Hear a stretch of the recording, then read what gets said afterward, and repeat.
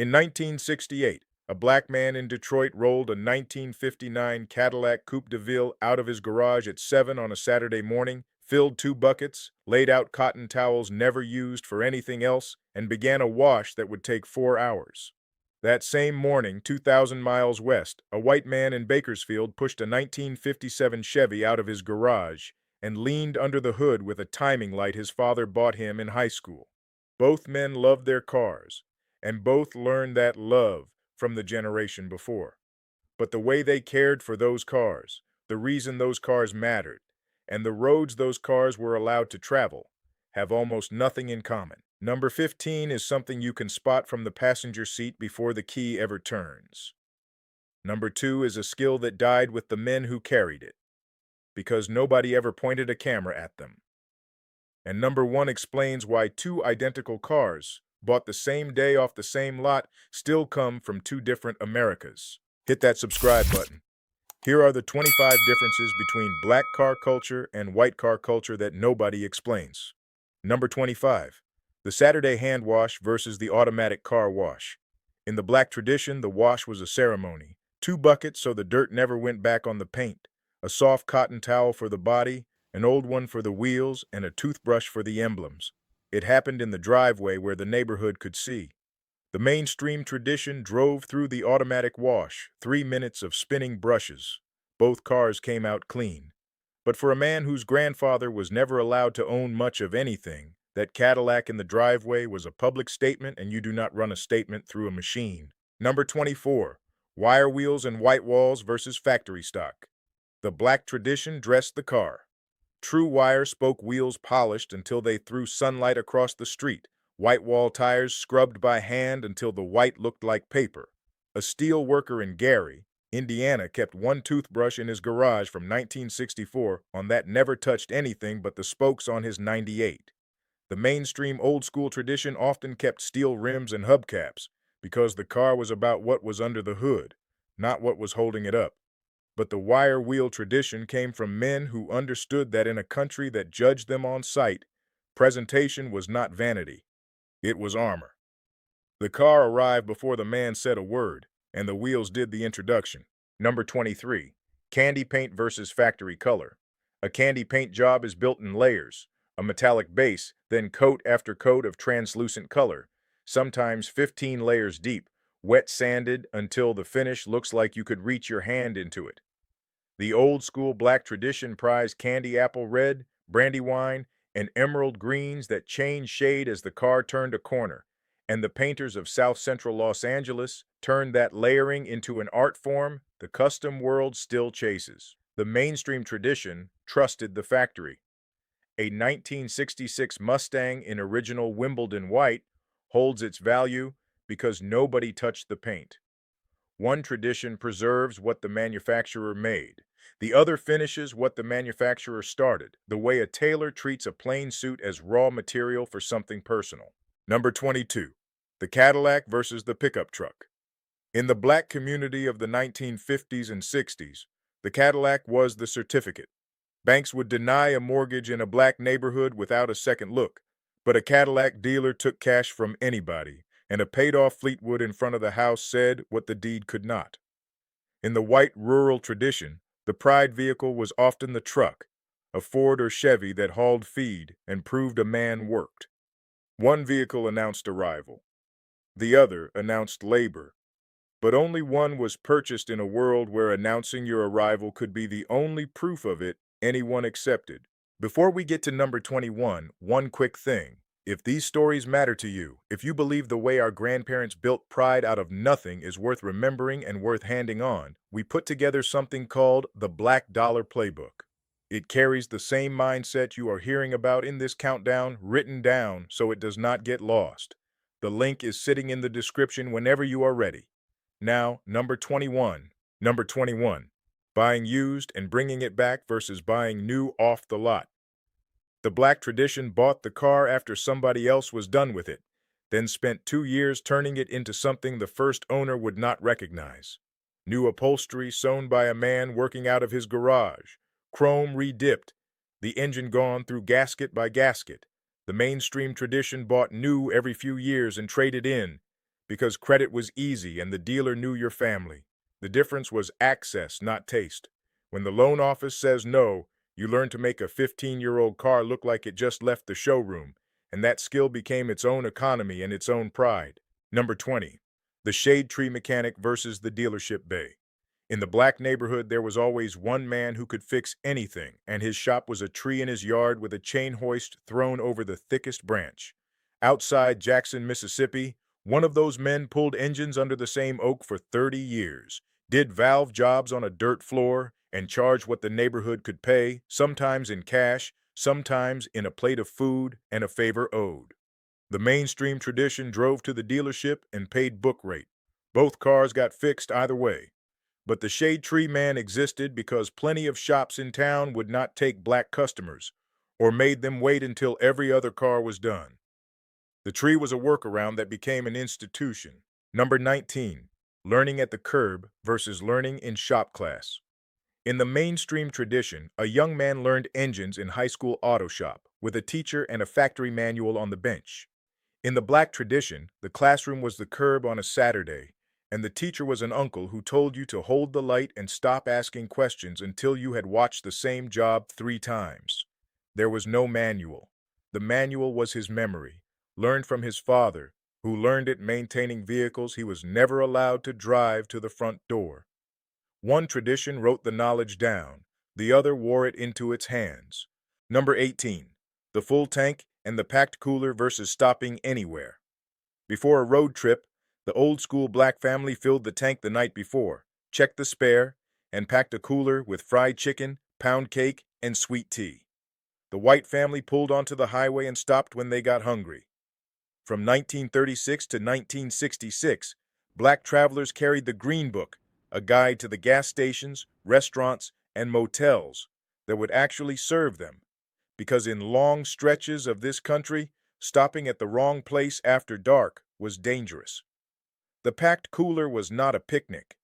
It was a survival system the grandchildren inherited without always being told why grandma never let the car leave home hungry. Number 17. Keeping the car for decades versus trading it in. In the mainstream tradition, the car was traded every 3 or 4 years for the new body style. In the black tradition, the car stayed. A 1963 Impala bought in 1971 was still in the family in 1994, passed down with the original bill of sale in the glove box. Part of that was economics, but part of it was the same instinct that kept the cast iron skillet and the family Bible. When history keeps taking things from your family, what you manage to keep becomes sacred, and a machine that carried 3 generations to church is not a trade-in. It is a relative. Number 16. The church parking lot versus the weekend car show. The mainstream tradition built the car show, folding chairs behind open hoods, trophies, a DJ playing oldies. The black tradition had its show every Sunday morning without ever calling it one. In Birmingham, in Memphis, in every church lot across the South, the hours between 11 and 1 held the finest collection of clean automobiles in the county, Cadillacs, Lincolns, and Electra, 225s in rows while their owners sat inside in their other Sunday best.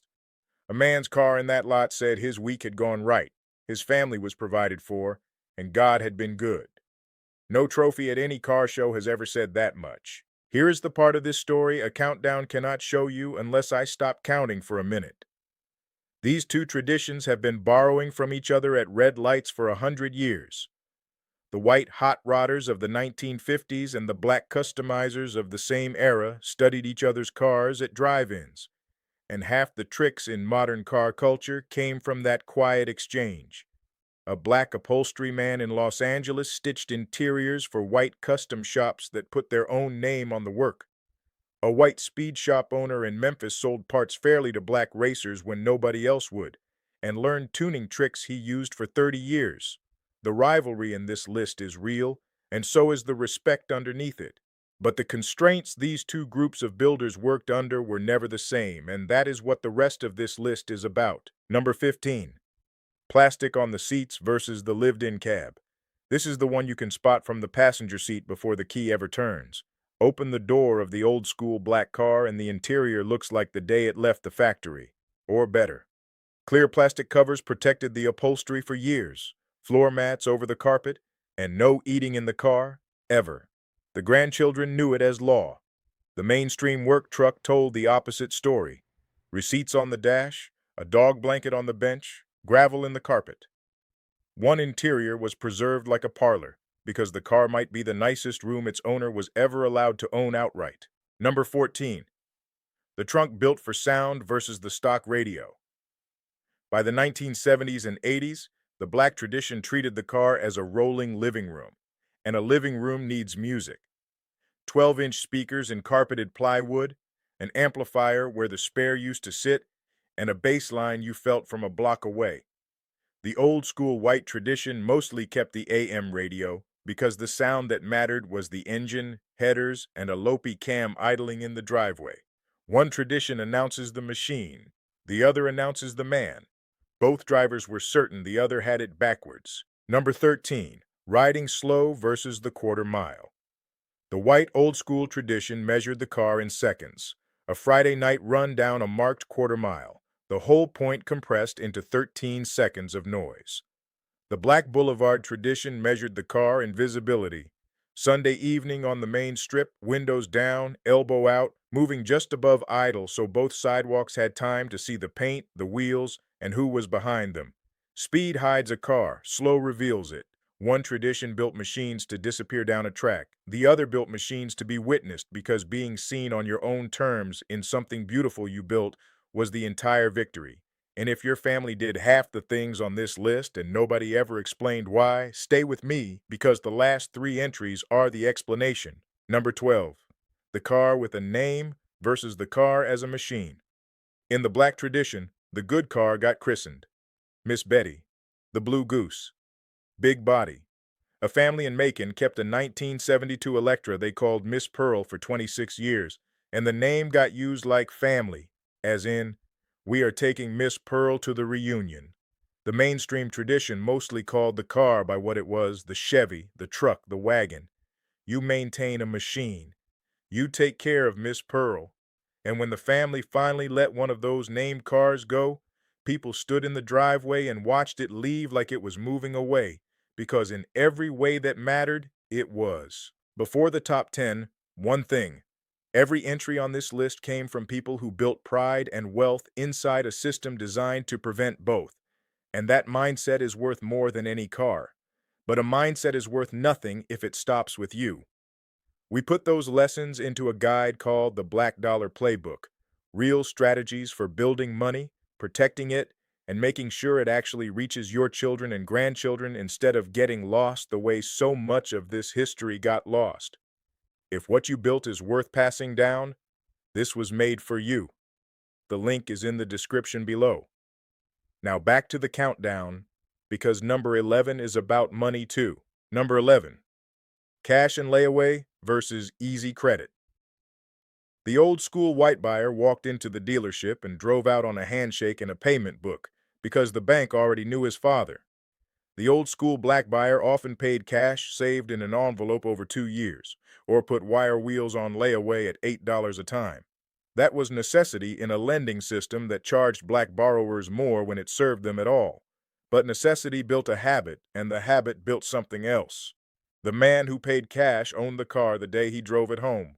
Nobody could repossess Miss Pearl. In a world that could take so much, that mattered more than the interest saved. Number 10. Wendell Scott and the locked gate versus the open track. In December of 1963, Wendell Scott, a black driver from Danville, Virginia, won a NASCAR Grand National race in Jacksonville, Florida. The officials declared another driver the winner, let the ceremony happen, and corrected the result only after the crowd went home. Scott built his own cars and raced 2 decades against tracks that did not want him through the gate, while the mainstream tradition had the full ladder, local ovals, sponsorships, a path to Daytona. Black drivers with the same talent raced the street instead, because the street did not check who you were. Some of the finest racing instincts in America never saw a sanctioned track. Number 9. The detail shop as a business versus detailing as a hobby. In the mainstream tradition, detailing was a Saturday pastime, a bottle of wax and an afternoon.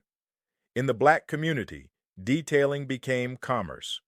From Oakland to Atlanta, the hand car wash and detail shop could be opened with little capital and no bank loan, just skill, water, and a reputation. Those shops hired teenagers from the block and outlasted the factories around them. A man denied a loan for a storefront could still build a business on a corner lot with his hands. The shine on the fender was the product, but the real product was independence. Number 8. The car lot as a living room versus the garage as a retreat. In the white tradition, the garage was where a man went to be alone with his project. The door half down, a radio on the workbench. In the black tradition, the car pulled the opposite direction. Working on the car happened out front, and it drew a crowd. 2 folding chairs appeared, then a cousin, then the man from 3 doors down, who once had the same engine. The repair turned into a cookout more than once. One tradition used the car to get away from people. The other used it to gather them. Same wrench, same oil, completely different afternoon. Number 7. The ready trunk versus the roadside card.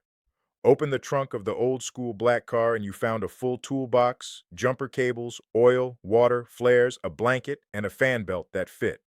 The mainstream tradition carried a motor club card and a spare tire. The difference was who you could count on stopping. A black family broken down on a rural highway at night in 1965 could not assume the next set of headlights meant help, so the trunk was packed to make sure the family never needed a stranger. That trunk was passed down as common sense long after anyone explained the fear underneath it. Number 6. The empty lot lesson versus driver's education.